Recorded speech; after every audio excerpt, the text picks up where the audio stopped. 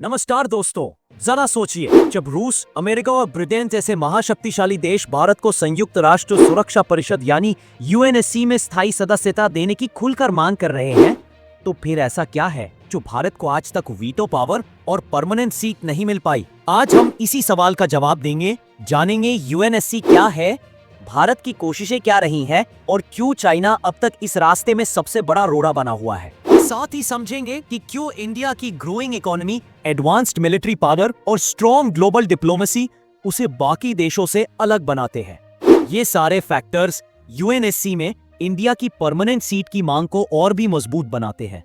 अगर आप चाहते हैं कि भारत को वैश्विक मंच पर उसका हक मिले, तो वीडियो को लाइक कीजिए और ऐसे ही जियोपॉलिटिकल अपडेट्स के लिए चैनल को सब्सक्राइब करना मत भूलिए। भारत अब दुनिया के मंच पर एक ग्लोबल पावर बन चुका है। रूस यूक्रेन युद्ध में भारत ने शांति वार्ता में अहम भूमिका निभाई और अब कई बड़े देश भारत को यूएनएससी में स्थायी सदस्य बनाने की बात कह रहे हैं। हाल ही में रूस, America, Britain, France, Mauritius, Bhutan, यहाँ तक कि यूएन के महासचिव एंटोनियो गुटेरेस ने भी भारत की उम्मीदवारी का समर्थन किया है। लेकिन सवाल वही है, फिर भी भारत को सीट और वीटो क्यों नहीं?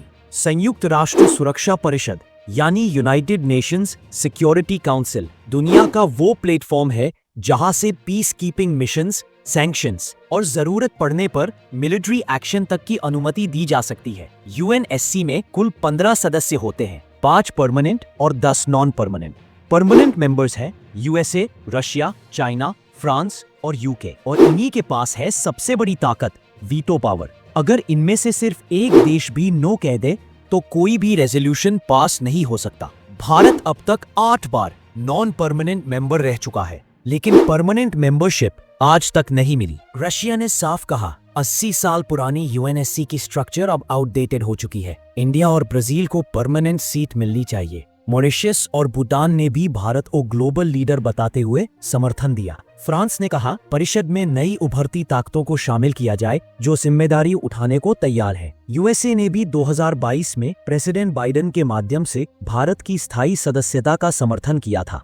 इसके अलावा G4 countries Brazil, Germany, Japan और इंडिया भी लगातार एक दूसरे की उम्मीदवारी को सपोर्ट कर रहे हैं। लेकिन असली पेंच है यूएन चार्टर में अमेंडमेंट। आर्टिकल 108 कहता है, कोई भी अमेंडमेंट तभी लागू होगा जब यूएन जनरल असेंबली के 2-3 सदस्य और सभी P5 मेंबर्स उसे अप्रूव करें। मतलब सिर्फ एक P5 कंट्री का विरोध और पूरी प्रक्रिया रुक सकती है। और यहाँ सबसे बड़ा चैलेंज बनता है चाइना नहीं चाहता कि इंडिया को परमानेंट सीट और वीटो पावर मिले, क्योंकि इससे एशिया में भारत का इन्फ्लुएंस और ग्लोबल पोजीशन दोनों ही मजबूत हो जाएंगे। भारत बार बार कहता आया है 1945 की यूएनएससी अब आज की हकीकत को नहीं दर्शाती। ना कोई अफ्रीकी देश शामिल है, ना लैटिन अमेरिका और ना ही दक्षिण एशिया का प्रतिनिधित्व। भारत की population, economy, peacekeeping roles और ग्लोबल इम्पैक्ट, इन सबको देखकर वो बराबरी की सदस्यता चाहता है। लेकिन सवाल ये भी है, अगर इंडिया को परमानेंट सीट मिल भी जाए तो क्या उसे वीटो पावर भी दी जाएगी? कई देश कहते हैं नए सदस्यों को वीटो ना दी जाए, जबकि भारत का कहना है अगर सीट है तो दर्जा भी बराबर होना चाहिए। वीटो पावर सिर्फ P5 कंट्रीज के पास है। अगर इंडिया परमानेंट मेंबर बन भी जाता है तो ये तय नहीं कि उसे वीटो भी मिलेगा। कुछ देशों का मानना है नए मेंबर्स को वीटो ना देना यूएनएससी को सिंप्लीफाई करेगा, लेकिन इंडिया का साफ कहना है अगर सीट मिलेगी तो इक्वल स्टेटस भी होना चाहिए। दोस्तों, भारत ने ग्लोबल स्टेज पर अपनी आवाज मजबूती से रखी है। अब सवाल ये है, दुनिया भारत को उसका हक कब देगी? एक परमानेंट सीट और वीटो पावर। आपका क्या ओपिनियन है? क्या इंडिया को यूएनएससी में वीटो पावर मिलनी चाहिए? कमेंट में अपनी राय जरूर बताइए। अगर वीडियो इन्फॉर्मेटिव लगी हो तो लाइक कीजिए और ऐसे ही इंटरनेशनल न्यूज अपडेट्स के लिए सब्सक्राइब और बेल आइकन दबाना मत भूलिए। जय हिंद।